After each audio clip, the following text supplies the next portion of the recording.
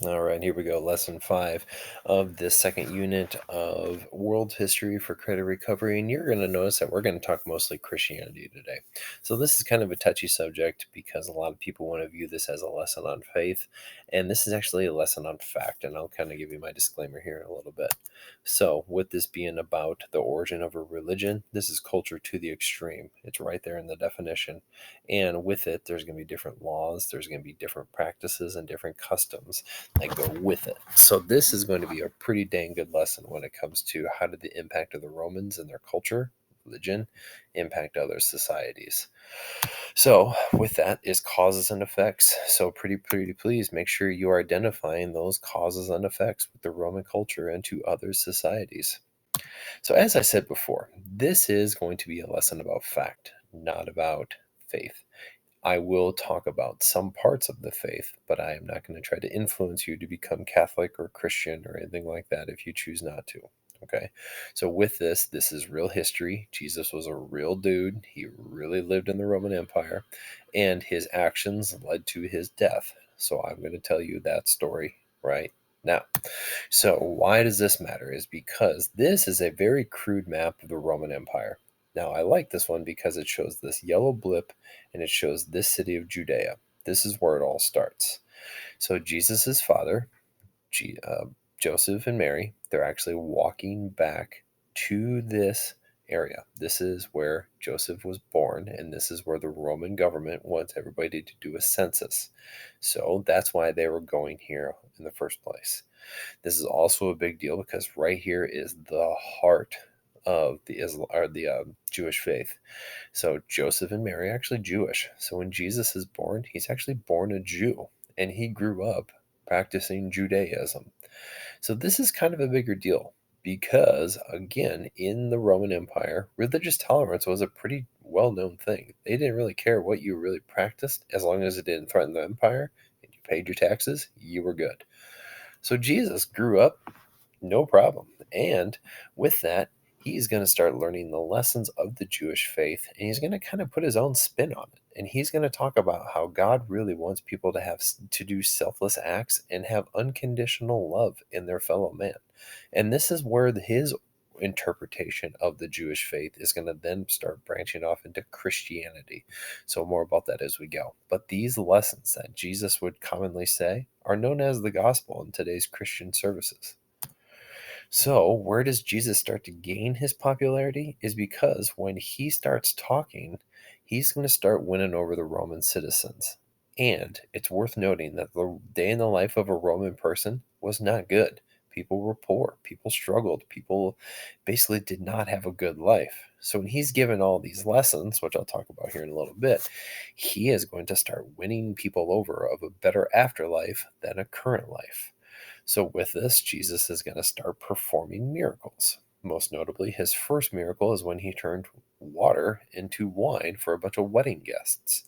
So, if you don't not familiar with that story, I mean, in a nutshell, a bunch of drunk people needed more wine, so Jesus hooked them up. He turned water into wine. So, why this matters to us as well is that he's going to start gaining people.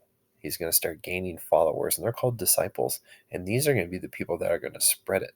So, kind of like how high schoolers will spread a rumor, these disciples are going to spread what Jesus is doing and messages that God supposedly gave him. And then people are going to say, "Yeah, I like it. I should probably start believing in that too." So, true or false, Jesus was born in the Roman Empire. So, as I was saying, different messages that Jesus is mentioning is basically want to give people hope. So, and then a time when they were hopeless, basically, this is saying that if I just put in my time, I have faith in this God, then my afterlife is going to be better. It doesn't matter who I am or what I am, I'm going to be loved the same. He basically also said that you can have a personal relationship with God. And in the Roman Empire, the early Roman faith, they have multiple gods. So that was really difficult to do. And again, the fact that their eternal afterlife is going to be better than their present life was all stuff that was really, sounding appealing. So where this all started into a problem is that Jesus grew to have such a large following, he's going to be seen as a direct threat to the emperor. So usually, again, I kind of said on the last lesson where emperors are going to get super popular. They're just normal people that have a large following, and then usually that large following overtakes the emperor.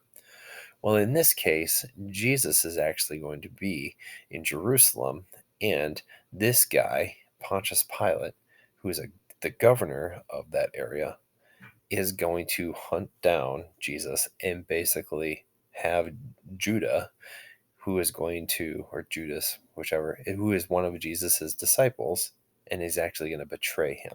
So when this is done, Jesus is actually going to turn himself over and he's going to be tortured. He's going to be basically starved to death, bled to death, beaten to death. And to top it all off, he's going to go through this form of torture. He's going to be nailed to a cross. So the cross, its early purpose was actually a Roman torture device. But since Jesus died on this cross, this is kind of the symbol of the Christians, kind of in a way. So again, kind of like a remember the Alamo type of thing. But again, the reason why why the Christians had such a big mark on their head is because a lot of the things that they practiced were directly against the Roman customs, the Romans' laws. And this is why Jesus was basically crucified and was, buried. So where this all starts to get a little extra is that Jesus rose from the dead. So, again, another miracle. When people went to go check on where he was buried a couple of days after he was there, he was gone. So this is what Easter comes in for the Christian holiday. And again, I could go on more, but this isn't a lesson about faith. It's more of one person's impact on history. So why was Jesus sentenced to death?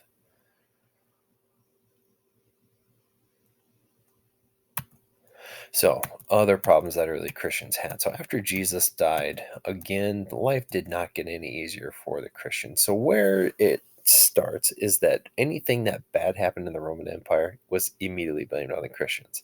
So, I have plagues here. So, when locusts would come in, or basically poor crops, famines where people didn't have enough to eat. Again, bad weather in the Mediterranean Sea, all this was blamed on the Christians. And then different emperors right here are going to add their kind of 2 cents into it too, where you're talking about basically you're going to have to convert back to the Roman faith, or you're going to be fed into the Colosseum where people are going to potentially eat, or sorry, not people, ugh, that'd be gross, but potentially wild animals are going to eat you alive in front of everybody.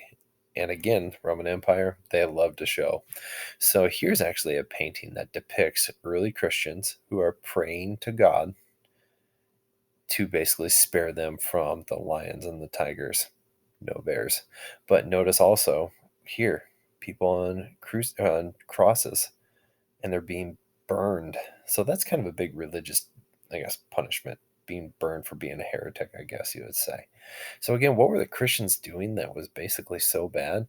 Well, they referred to each other as brothers and sisters in Christ. So people thought that they were basically, how do I put this in a nice way? Marrying their brother and their sister. Yeah, whether basically incest, let's just say it directly. And then what else is happening is that again, they're just not paying homage to the Roman gods, and they're not getting tax money. So that's really kind of the bigger ones, I guess you would say. But it all becomes into a misinterpretation of the faith. So early Christians faced early problems because of what? All right, so where it all becomes mainstream, and it took a couple hundred years, and they had to practice their faith in secret, and some people got caught, some people didn't get caught. And if you actually know the fish symbol, so imagine, look at my pointer here, where it kind of spins around and it looks like one of them. That was actually their symbol of we practice the Christian faith here. But where it all becomes a little bit more mainstream is all going to start with this guy, Constantine. He's actually going to say, hey, stop treating the Christians so bad. And right before his death, he's actually going to convert to Christianity. So, with that, a lot of people are going to say, well, crap, if it was good enough for the emperor, maybe I should do it. And the reason why he did it, he just wanted to make sure he had a good afterlife. That's basically all it was. It was like right before he died. And then this guy, I don't know how to pronounce his name, he's actually going to mass convert the whole Roman Empire into Christianity, where it becomes the Holy Roman Empire or the Holy Roman Catholic faith. So That's a good way to be converted when basically the emperor tells you to. So here's a chart as of 2015, which is a little dated now. I apologize. But you can see that Christians make up 2.3 billion people in our current globe. So here's a breakdown here. So people that follow a faith, they are the largest group by a lot.